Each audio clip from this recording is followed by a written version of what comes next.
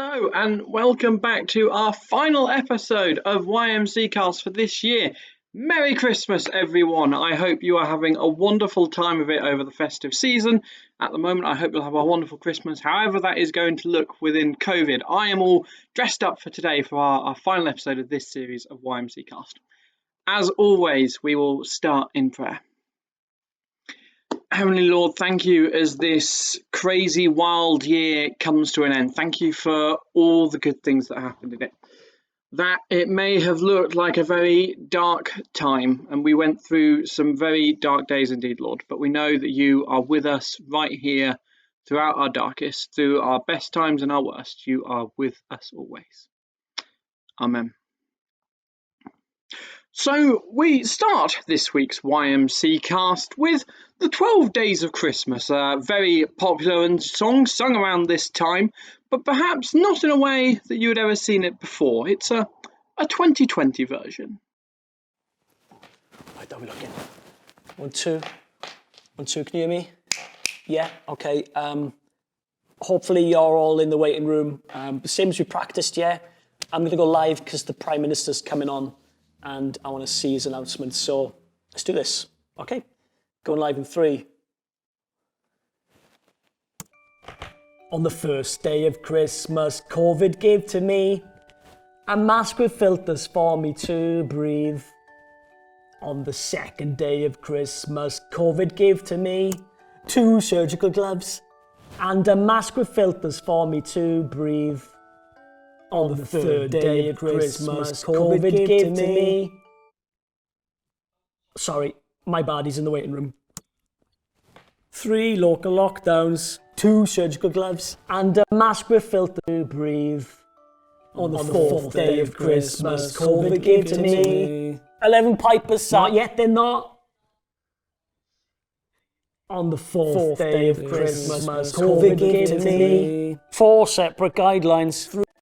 And a mask with filters for me to breathe. On the fifth day of Christmas, COVID gave to me 5 closed gyms, 4 local lockdowns to breathe. On the 6th day of Christmas, COVID gave to me 11 pipers. No.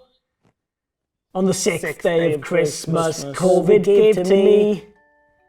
Can you 6? 5 closed gyms, 4 separate guidelines, 3 local lockdowns, 2 surgical gloves, and a mask with filters for me to breathe. On the 7th day of Christmas, COVID gave to me 7 swans self-isolating, 6 geese lost on track and tracing, 5 closed gyms for me to breathe.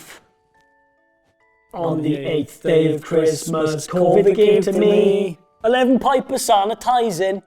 Why not? Let's roll with it. Wake up 10. 10 lords keep on shielding. 9 ladies social distancing. 8 doors guidelines. Breathe. On the 12th day of Christmas, COVID gave to me 12 drummers zooming, but their Zoom legs are not working. 11 pipers sanitising. 10 lords keep on shielding. 9 major symptoms displaying. 7 swans lost on track and tracing. 5 separate gloves. And a mask with filters for me to breathe. Guys, you can see this. Good evening. No doubt this Christmas there'll be mess with bells on. A get-together with your family, but perhaps not physically. Zooming into loved ones' rooms virtually. Crackers pulled, solely rocking Christmas hats digitally, with chestnuts roasting on a laptop screen. Maybe you're shielding your sadness. Maybe you're social distancing from any kind of gladness. Or confess you feel upset by racial collisions and divisions. Maybe there'll be an empty seat at the dinner table this Christmas. Amidst the hamper with soap swapped for sanitizer or woolly mitts switched for surgical gloves, may we remember that in the midst of the mess, there's a message of love. Forget 12 days. There's one day that changes the game for all history. Because on the very first day of Christmas, Jesus came for me and you. See, God came down to the front line to put in a perfect shift, to be the perfect gift, to reverse the rift. He faced the ultimate test to trace us back to him with his full flowing grace, to sanitize our soul and make us whole. He came to offer us a vaccine that if we want it, we will never be socially distanced from God.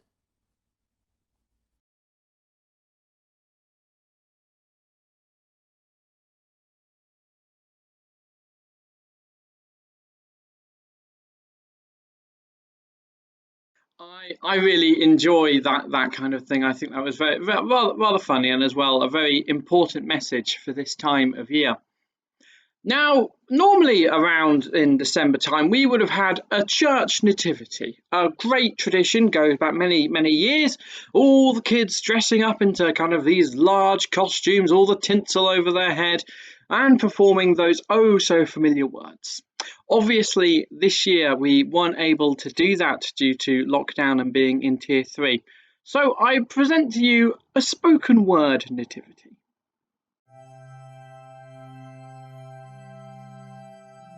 It begins in Bethlehem, a nativity rhyme for Christmas time.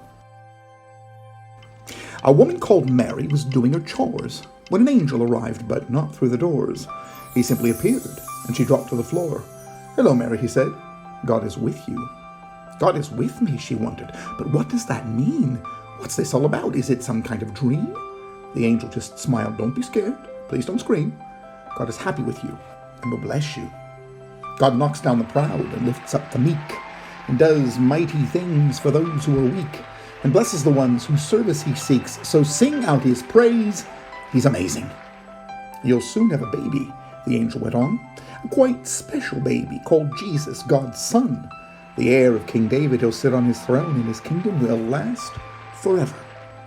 "But how?" Mary asked. "I don't understand. I'm engaged to be wed, but he's not yet my man." "Trust God," said the angel. "He's got it all planned. His spirit will come upon you." All night Joseph tossed, all night Joseph turned. He just couldn't sleep. He'd only just learned that Mary was pregnant. What's more, she'd confirmed that the baby she bore was not his. "Joseph, don't worry. Joseph, don't weep. Lay down your head and go back to sleep. Mary's been faithful. Her love's strong and deep, and her baby is God's own son. He's the answer to all that the prophets have said, so keep your engagement, be glad, and be wed." And when Joseph woke up, that's just what he did. He took Mary to be his wife. One hump, two humps. The star watchers watched the stars go by, looking for secrets in the sky. And then they saw a special star away in the west, away off far. "A king's been born, that's what it means, Judea way, or so it seems." They climbed aboard their camely beasts and set off west from their homes back east. One hump, two humps, lumpity lump. The star watchers went with a bump and a thump. One hump, two humps, lumpity lump. The star watchers followed the star. At last their journey came to an end. They parked their camels in Jerusalem. Then they went to Herod, king of the nation, to ask him for some information. "O king," they asked, they were quite polite, "somewhere round here on this starry night, a brand new baby king abides. Can you tell us where this child resides?" "Star Watcher's friends," King Herod smiled, "in Bethlehem you'll find the child. Would you tell me where you find him, please? The exact address would put my mind at ease." Herod, of course, told them a lie. He'd already planned for the child to die. When he found the boy, that's what he'd do, so the Star Watchers left without a clue. The shining star led them to the place, a simple house, not some fancy space. And when they saw the little boy, they gave him a pile of special toys. Presents, rather, fit for a king. A bunch of shiny golden things, a spice called myrrh, a sort of perfume, while smelling frankincense filled the room. Then in the night, they had a dream that showed them Herod's evil scheme. So they never said where the boy's house lay, but went straight home by another way. One hump, two humps, lumpity lump. The Star Watchers went with a bump and a thump. One hump, two humps, a lumpity lump. The Star Watchers followed the star. So what is the point of angels and shepherds and camels and stars, you say? Is it just a nice story to tell to the children to celebrate Christmas Day? It's not just a story. It's not just for kids. It's the hinge on which history swings. That Bethlehem baby grew into a man who challenged all powers and kings. He taught us that love is better than hate, that serving beats being in charge. He showed us the value of each human life, the little as well as the large. And then, on a cross, he died for us all, died to take all our wrongs away, and walked 3 days later right out of his tomb to turn death's dark night to day. And that is the good news the angels proclaimed. The heart of all Jesus would do. A new life for now, a new life forever. That's his Christmas present to you.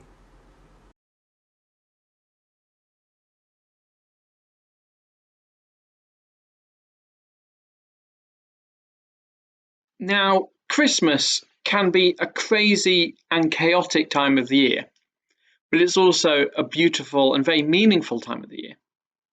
I like listening to the Christmas carols, as I showed on a YMCast a few weeks back. I like looking at the lights and elaborate decorations. I've been up to Cadbury a couple of times just to see what they've got up there. I love spending time with my friends and with my family. I could remember as a child making wish lists, going through a massive Argos catalogue and picking out the things that I really wanted. And I would used to get up really early in the morning and sit with a pen and paper and just watch adverts on the television, just listing the things that I really, really wanted. And when gifts would be set out under the tree, I would be shaking those wrapped presents, furiously trying to work out what was in there. I didn't always get what I wanted, but I got an awful lot more than perhaps I really needed. Christmas can be so meaningful. If you know that someone who loves you is planning something special, specifically with you in mind. My parents did that for me when I was growing up, and I believe God is doing this for each of us every day. There's a very popular phrase for this time of year.